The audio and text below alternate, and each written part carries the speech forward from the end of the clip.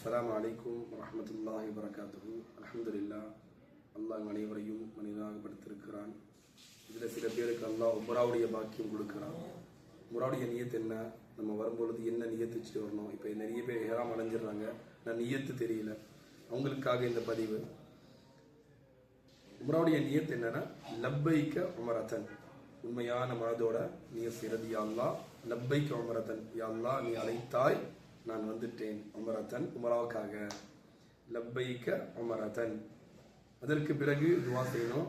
அல்லாஹும்ம இன்னி உரீதுல் உமரத ஃபயஸ்ஸிர்ஹா வ தகப்பல்ஹா மின்னி.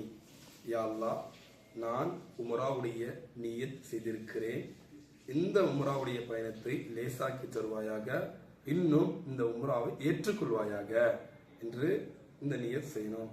அல்லாஹ் எல்லோருக்கும் உம்ரா செய்யக்கூடிய பாக்கியம் தந்தருள் புரிவானாக. ஆமீன் ஆமீன் கூறுங்கள். அஸ்ஸலாமு அலைக்கும் வரஹ்மத்துல்லாஹி வபரகாத்துஹு.